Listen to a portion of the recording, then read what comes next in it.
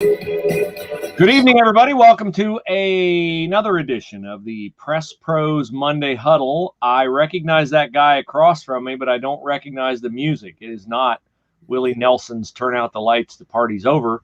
Who's playing? I don't hear anything, Sonny.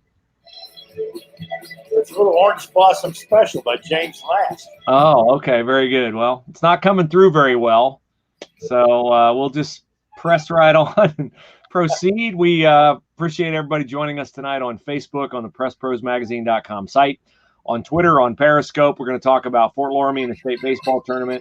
New Albany, your Division I state champions. Woo, woo. Shout out to the Eagles, head coach Dave Starling, and to the OCC. And a 12-team college football playoff. How would that work? How would it have looked if it dated all the way back to 2014? Good for the Ohio State Buckeyes? Bad for the Ohio State Buckeyes? Am I in favor of it? Not in favor of it? We'll get into all that tonight. Send us a message on Facebook or on Twitter, and we'll answer your questions. Thanks for joining us, and shout out to all of those of you who are watching us on the replay. Mr. Folks is doing yeoman's work, keeping his eyes open tonight, folks, because he was out until the wee hours of the morning driving home from Canal Park in Akron, where he watched and covered the New Albany Eagles win the Division I state championship after 11 p.m. Sunday night. Let's not say wee on Route 30 coming home. Yeah, let's not. That's not. 3 o'clock in the morning. Yeah, that was a long night. That was a long day. And I just said to you before we went on, it's good. It's good to know you can still do it if you want to or have to. Yes. So, and an interesting weekend. Some observations. Somebody asked me this morning. He said, "I read you all weekend." I'm dying to know what your observations are about high school baseball in general, after watching the state tournament, the pinnacle of Ohio high school baseball over this particular weekend. And I'll share those thoughts with you here in a moment. Well, we put a bow on the high school sports season, and for PressProsMagazine.com readers, we have state champions in football, New Bremen and Coldwater. We have state champion in basketball, Botkins, and the Fort Loramie girls. We have a state runner-up in basketball in the Westerville South Warhawks. And we have a state baseball semifinalist in Fort Loramie and a state baseball champion in New Albany. Of course, we've got other sports, but those are the three biggies: football, basketball, baseball. Did I miss any? And we have the Bradford Railroaders. We got Bradford in softball. Bradford Railroaders' first state championship in school history. Shout out to the Miller sisters who joined us last week. And since we talked to Austin Miller and Skip Miller last week, Sonny, both Miller sisters made first team All-State. Well deserving for them. All-State. That's tremendous. And I hate to stammer around like Joe Biden, but you try to pick out the right words to express just how worthy they are to get that. Because if you had an MVP in Ohio high school sports, football, basketball, baseball, softball, I can't imagine two more deserving MVPs in OHSAA sports than what Austin and Skip Miller were and represented for Bradford this year. That's just how impressive they are. And that happened almost 3 weeks ago now, and everybody is still talking about the Miller sisters and Bradford. I see they're going to be recognized in the state capitol this week in Columbus, and that story just gets better and better and better. It's going to last for 100 years because it took 100 years for it to happen in Bradford or for Bradford. So congratulations to the Miller sisters. Well deserved. Well, we've had our share of stories kind of similar to that this year. I think back to Botkins basketball with Sean Powell, the head coach. Jaden Pretty Powell, his son, is on the team, and they have two brothers, Jacob and Connor Plyman. I know in football at Coldwater, we had Matt Miles and Marcel Blasingame, right? Right. Am I right there? Right. Obviously skipping Austin Miller. I'm trying to think about Fort Loramie girls. I'm trying to think about the family ties with Fort Loramie girls. They have there's so many names I'm used to at Loramie, like Brandywee And I'm trying to think, did she have a sister on this team, or was that like some other Brandewee that played for Fort Laramie in some other excellent bygone era at Fort Laramie? But, those stories that where brothers or sisters play together, where a dad coaches and a son or daughter plays, pretty cool stuff to see. And, we've had a great year at Press Pros, and we're looking forward to a COVID-free 2021-22 season as we expand our coverage to include the OCC in full-time fashion, which we planned to do last year, but we obviously couldn't do it with the pandemic leaving things up in the air at this time of year. Well, you just mentioned we had a tremendous year at Press Pros, and people would question perhaps and ask, well, how good, how tremendous? In the absence of spring sports last year and the state basketball tournament for 2020, our readership over the years was up over the 12-month period, was up almost 12% over the previous year.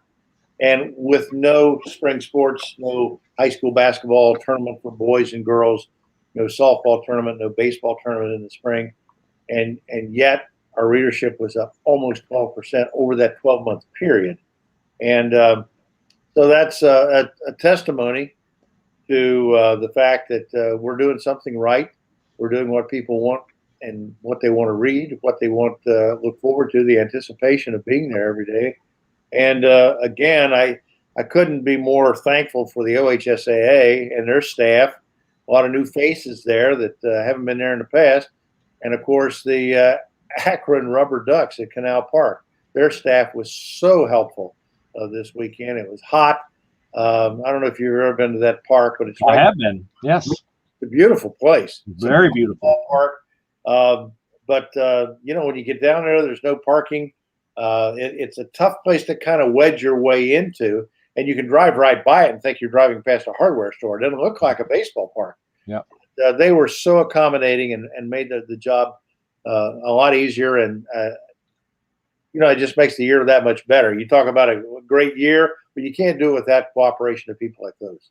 Yeah, we were going to have Dave Starling, the head coach at New Albany, on the show tonight, but Coach Starling and the Eagles are celebrating their state championship. They're having their banquet tonight, so we'll get with them a little bit later on. Let's start with state baseball tonight before we get into some of our other topics, Sonny.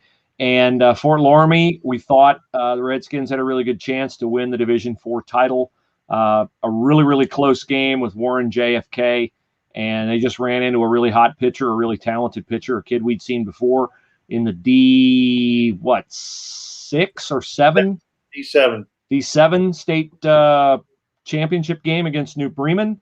I think he might have been a better pitcher than he was a quarterback. It's not to say he's not a good quarterback, but he gave Fort Laramie a lot of trouble, and the Redskins, I think, would love another crack at him, but that's just not how it works. Well, here's one of my observations. The year of missing baseball last year, where there was no spring season, there was no spring tournament, there was no summer baseball for a lot of kids over the year, had a devastating effect on high school baseball. Now, that's a broad statement, so let me narrow it down and tell you why and what I believe really cost Fort Laramie their opportunity in Saturday in the semifinal game, pitching this spring, and I saw it week after day after week after month. Pitching was so much ahead of the hitters. Laramie couldn't hit the fastball the other day, and I saw that all through the year. Pitchers were so much farther ahead because during that year off, they got bigger, stronger, worked on technique, worked on mechanics. I saw this at Ohio State this year. 2 years ago, Ohio State had 2 or 3 guys that consistently threw the ball 92 to 94. This year, they had 8 or 9 that threw it 94 to 96. Mm-hmm. And even at Ohio State, in college baseball this year, in Division I college baseball, I saw day after day hitters who had trouble hitting the fastball, getting on top of the fastball, particularly because those guys who are throwing hard now are throwing the ball up in the zone. Now, if you played a little baseball, you know how hard it is, to get on top of the fastball that's, from the belt to the letters. And, the other day, that haunted Fort Laramie because that Hollowball kid that played quarterback and pitched for them the other day threw the ball in the upper 80s, had a lot of movement on the ball because I sat right behind home plate and watched. those things fascinate me. And I sat there and watched, and they just took a lot of fastballs, waiting for the cripple, waiting for the off-speed pitches. Off-speed wasn't nearly as effective as what the fastball was, and they were waiting for a cripple that they could hit and hit hard, and he never gave it to them. He just threw heat, threw it hard, pounded the strike zone, and he made it very tough on them. I apologize. I'm getting a spam call right now. You want me to take it live on the air? Yeah, that'd be really good. Yeah. I thought I'd muted my phone. Sorry about that, bud. Well, I mean, it's disappointing. That is one observation about the state tournament, from people who say, what did you think about baseball this year, and particularly the state tournament? We saw it again last night. When Brady Conley came in for the final 5 outs for New Albany, he came in throwing the ball, I don't know how hard, 90, 91, 92, something like that, and just literally threw it by Elder, who was sitting on the fastball, and yet they couldn't catch up with that and the 5 most important outs of the game. Well, Brady Conley has been the man for New Albany late. I mean, he came in and pitched the last, I think, 2+ innings in their regional championship win over Olentangy Orange, a team ranked 2nd in the state. Then when you go up to the state Final Four and you end up beating Elder, which has, 12 state titles, jumped on them 6-1, held on, had a little trouble with the bullpen. But, Dave Starling's got a team there at New Albany. They got some players on that team, like Brock Tibbetts, the catcher, is a player. Ian Hoff, he's played first base. He's pitched. He pitched in their semifinal win up at Canal Park. Eckleberry, the center fielder, is a really nice player. They got some really good players. And Elijah Griffith pitched a really strong game for them in the finals last night to get them through about 5 innings. And, OCC baseball, our colleague Steve Blackledge told us OCC baseball was a real deal. You can't get any more real deal than beating Elder in the D1 state championship. He ain't lying. And the one name that you left off, I don't know if anybody from Albany's watching tonight, but Oliver Cush, the kid that came up after 3 successive singles. Now, this is another observation about last night, and this is how you win games. You come out ready to hit the fastball. The fastball's been there since 1869. So you come out last night, and they got bing, bing, bing, single, single, single, and then this left-hander who was throwing the ball pretty hard for Elder got one up in the zone, and Oliver Cush lined it into the right center field gap for a triple, cleared the bases, and now suddenly you're up 3-0. And again, you go out hunting for that one pitch to say, hey, look, we're capable tonight. You can't throw it past us. If you want to challenge us, we're up to that challenge. And that's so important. They started that way. Laramie, on the other hand, could not start that way against Warren JFK. Well, Tibbetts, I know, is going to Indiana. I'm not sure about Ian Hoff or Eckleberry or Griffith, but you and I are both intrigued about Brady Conley. There's a kid who broke his wrist in February, stumbled, fell into the wall in indoor conditioning. Could happen to any of us. Yeah, could have happened to any of us. He rehabbed. He was able to throw because it was his left wrist. And he's a team captain, went out on top, and I'll be very interested to see where he ends up. If he's already committed somewhere, I apologize, but I have not seen that he's committed somewhere. Somebody's going to get a really good, gutsy, clutch kid. I've never understood why getting the final 3 outs of a baseball game is so hard, but it is. It's indisputable. It is hard, and he specialized in that for New Albany. So a 2nd state title for them, their first at the D1 level. I believe a 1st state title for Dave Starling. He's been at it a long time. He took Reynoldsburg to the state Final Four years ago, 2004, when New Albany won the title in another division. So congrats to them. And now we'll wait for football.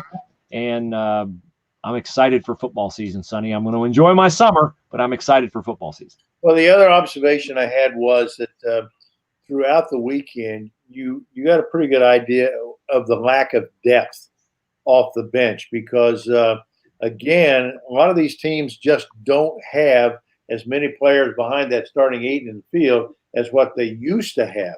And, you look at a team like Warren JFK, they only had 11 men on the roster. 11. Wow. So everyone that they played had to have multiple skills, and they had to have multiple responsibilities. And, that's an amazing story because I really did sell them short. There's no way in the world like that you can go into a tournament situation like that. First of all, if you have one injury, you're done. Yeah. Because you just can't afford to get anybody hurt. They didn't worry about any of that. They just came out. Hollowball pitched on Saturday. The catcher who had caught Hollowball on Saturday pitched yesterday. Just threw hard. Just pounded the strike zone and said, "Here, I'm going to challenge you. Do what you can." It wasn't the catcher. I'm talking about a different team. But a kid that played maybe a middle infield, second or third, shortstop on Saturday, came back yesterday and just said, "Here it is. See what you can do with it."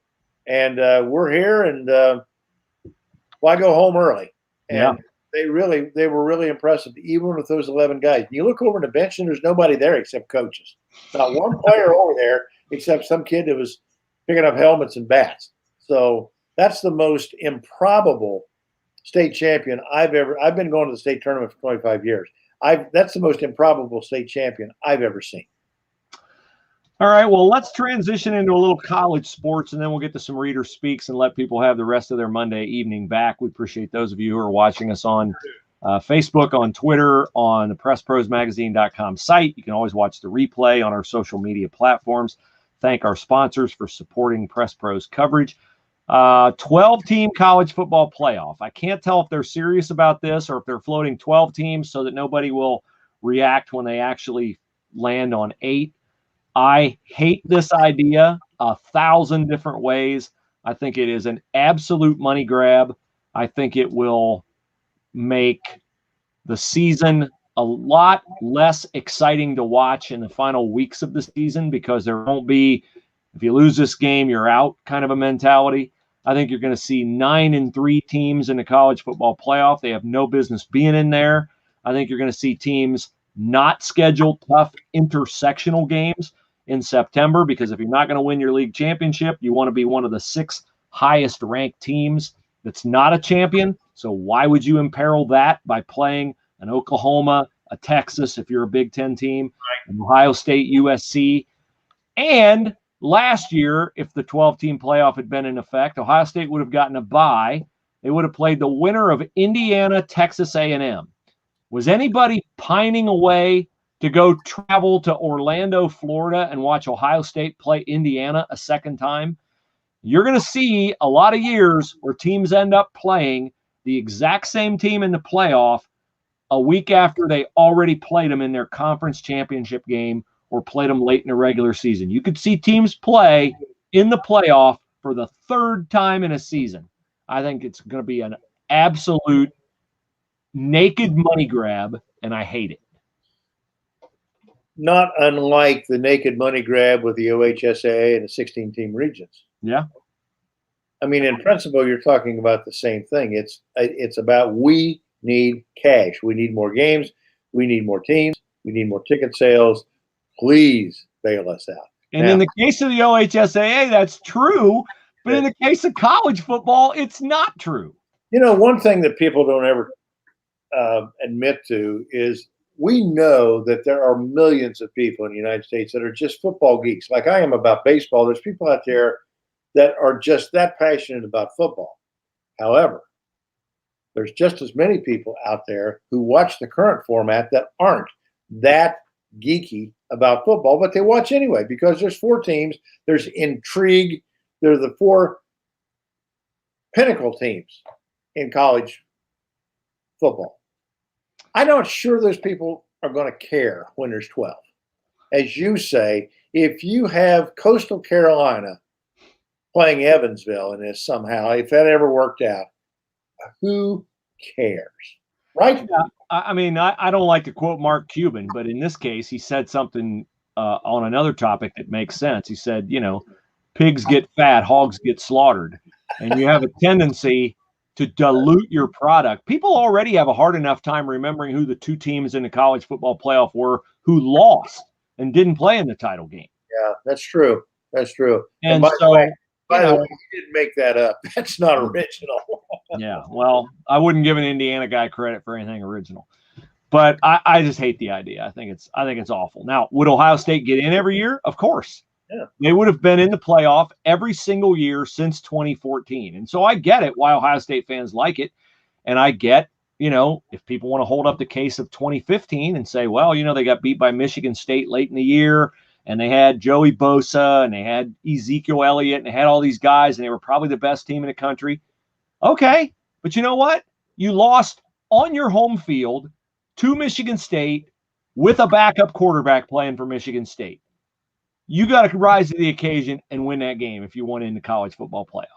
I don't feel sorry for teams that don't get in. If you don't get in, there's a reason you don't get in, and it's your fault. How long will this take to conclude, do you suppose? Well, they're talking about the college football national champion playing 17 games. I mean, when Ohio State won the national championship in 1968, they played 10 games. 10. With a bowl game, 10. So, name, image, and likeness. We're going to pay the players. We're not going to take advantage of the players, but we're going to play an extra round of playoff games. 2 extra rounds. I have the same issue of getting excited about 17 college football games like I have watching the NBA playoffs right now. It's soon to be the 1st of July. They're going to be playing NBA basketball.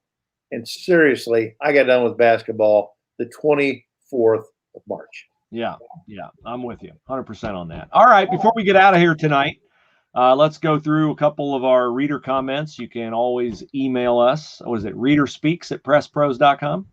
Yeah. The best letter I got today was from a gentleman named Raymond Cullen. I think that's right. In Columbus, apparently, who said, really appreciated your coverage of the weekend, particularly the New Albany game. Great to see a team from Central Ohio bring the title home. You guys are very committed to baseball. As a baseball fan and what you do for high school and amateur baseball, it's hard to understand why more people don't. But kudos to you, and thank you for the coverage, Press Pros Magazine. First-time reader, but I'll be there again. So, Raymond, appreciate the shout-out.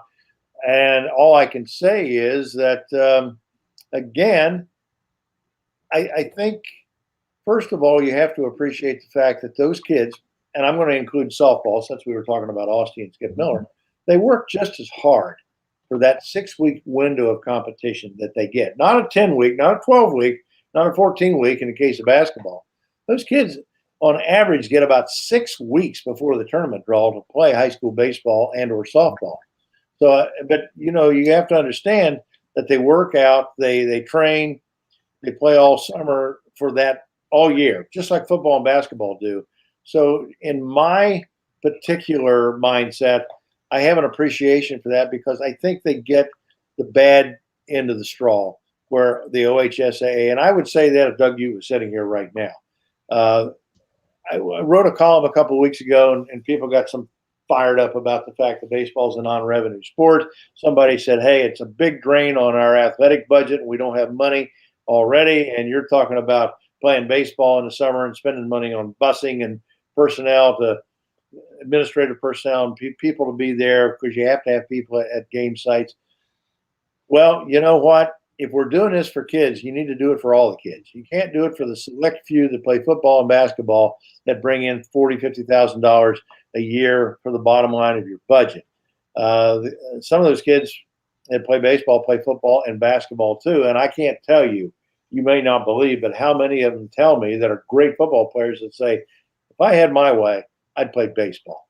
If I had my way, baseball is my number one, my favorite sport. So, Ray, to answer your question, I think you have to. I think you got to go out and cover the state tournament like we did this week, and we worked very hard, to be there and to give a fair shake to all 4 divisions. And I think you have to go in with a commitment and an appreciation for how hard those kids work. And if we really are doing this for the sake of kids, wink, wink, it's all kids, it's all sports, particularly with softball and baseball in the spring, and track. I know Steve Blackledge in Columbus is very passionate about track and field, but I don't think you can draw the line between just what's basketball and football because they pay the bills for the rest of the sports. I think you have to have a commitment and appreciation for all the kids. Yeah, and toward that end, we can't be everywhere all the time. We try to be. No one can. The New York Times isn't. Right. We try to be everywhere once, and we try to make sure that everybody knows we care about them. But, we do have some limitations on what we can do. And we were caught in a little bit of a personnel bind this past weekend. I know Botkins had their ring ceremony for their basketball team this past weekend, and we would have loved to have been there. We just didn't have the personnel to be there. And sometimes that's the case. Sometimes the answer or the explanation for why we aren't certain places is no more complicated than that. Now, you mentioned that you had a conversation in Akron with Doug Ute, and you and I have been pretty, I think, we've held the OHSAA accountable on some things we haven't liked, like the expansion of the college football playoffs. But we're not afraid to commend them when we think they do a really great job. And I thought they did. And it should shout out to Nate Moore at Massillon Washington High School for jumping in when the Columbus Mayor Andrew Ginther and Mike DeWine gave the OHSAA the short end of the stick and basically told them they couldn't have the state football finals at Fortress Obetz.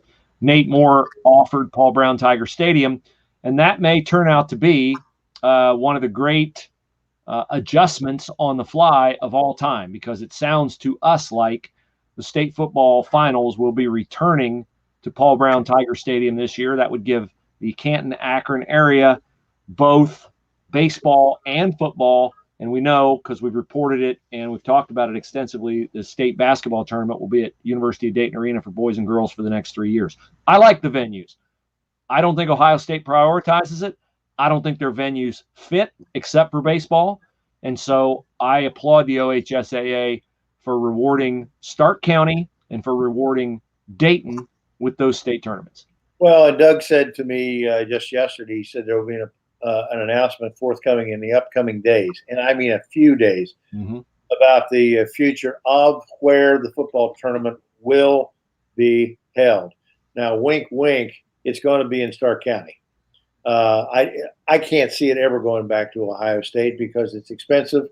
As you say, I don't think it's a priority with Ohio State University now that Jim Tressel's not there. Tressel used to preach that he thought it was a recruiting advantage for the Buckeyes to be able to bring the state's best in there and let them see the facilities and get a feel for Buckeye Nation and all that. And that may well be.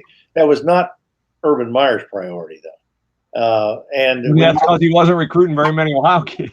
Well, and I had somebody write to me yesterday because of the column that's on Press Pros and said, no, it ought to be in Ohio State because, red and gray, we can't get enough. It's the perfect place. No, it's not the perfect place. No, it's a very imperfect place. The size of the stadium makes it imperfect. You put 5,000 people in a place that big, it's a horrible atmosphere for high school football. But and we've talked about so many times how the people in Canton and in Stark County and Akron, in Massillon, they really roll out the red carpet. They do. Businesses, hotels, restaurants, everybody, they really appreciate having that influx of 100,000 people that come in there on a weekend, spend money, eat, stay in the hotels, shop.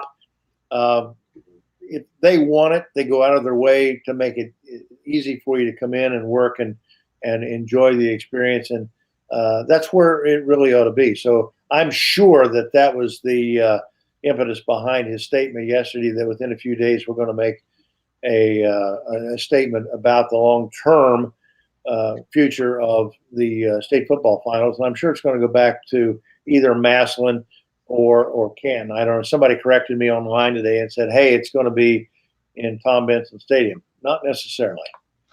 I mean, I wouldn't be shocked, but Doug Ute drops a hint when he talks about rental fee. And we got to be in places where the rental fee is affordable. Yes. They've spent a ton of money at the Hall of Fame on juicing up Tom Benson Stadium for one game, but that's okay because the NFL's got the money, and that's where their Pro Football Hall of Fame is. And an exhibition game at that. Yeah, but in terms of it being an affordable site, now maybe the Stark County Visitors Bureau impresses it upon the people at the Hall of Fame, and the Hall of Fame wants it. They want to show off the Hall of Fame. That would be a great civic thing if they would give the OHSAA an affordable rental fee. I'm assuming, and we all know what happens when you do that, I'm making an assumption that that's not going to be an affordable rental fee, and they're going to take it to Paul Brown Tiger Stadium. But they have had years past where some of the games have been at Paul Brown Tiger Stadium, and some of them have been at Hall of Fame Stadium. And I'd be fine with that, but I will be mildly surprised if Hall of Fame Stadium figures in the mix, because Paul Brown Tiger Stadium holds over 10,000 people. You don't need it anywhere else. Yeah. Another thing, too, I was surprised yesterday. Jim Fander, who's the general manager of the Akron Rubber Ducks, kind of went out of his way to welcome people and let people know we want to promote and market Akron, Ohio through the OHSAA and through this tournament. I think they take that for granted all those years that they had the baseball tournament in Columbus. And I don't think there was any question that Ken Schnocky got tired of the wear and tear on the field, the facilities, of his staff, of trying to work the International League schedule for the Columbus Clippers around that particular weekend for the OHSAA. Kind of take it for granted in Columbus sometimes that just because we're the state capital, we're centrally located, the world's going to beat a path to our door and do whatever we can do, they have to do to access and have these events in Columbus. That's not necessarily the case anymore. And I think, and kudos to the OHSAA and Doug Ute in this case for recognizing that Dayton is those people are hungry for basketball. Yep. Just like Jim Fander said yesterday or this weekend in Akron, hey, people are if they're hungry for baseball, we welcome them to come to Akron. And by the way, I hadn't been to Akron a long time downtown. It's not the same place you used to go to learn more about tires. They have really cleaned it up. It's a charming downtown. A lot of work going on there now as they're redoing the streets and the gutters and some infrastructure work downtown. But it's a place that's kind of charming to get to. It's not hard to get in and out, and it's a good place to watch a baseball game. All right. Well, with that, we are at pretty much the appointed hour that we said we would turn you guys loose tonight. We appreciate you watching the show live. If you're watching it on the replay, thank you for that. You guys can clearly see who our sponsors are on the site. Keep watching the site. We'll have a lot of feature stories this summer as we build toward football. Drop us a line. Let us know what you think of our content. Good story ideas. We're always open to those. The reader speaks at pressprosmagazine.com. Mr. Folks, anything you want to say before we get on out of here tonight? Yeah, hopefully we can get Dave Starling from New Albany. I met him Saturday night, had a little bit of interview time with him. Could not get to talk to him last night because that game wasn't over till midnight. They had a bus to catch back to Franklin County. The stadium crew wanted to get the lights out, shut down, get curfew and all those issues taken care of. So apologies for the New Albany people who read and said, gosh, there's no quotes there from players or the coaches. Well, that's the reason why. Everybody was in a hurry to get home. Yeah. But, I hope that he will avail himself to our show maybe next week or the next couple of weeks where we get an opportunity to sit down and talk with him. Very interesting man and very impressive the job that he did this year and particularly in beating Elder. One going into the sixth, they score 4 now at 6-5.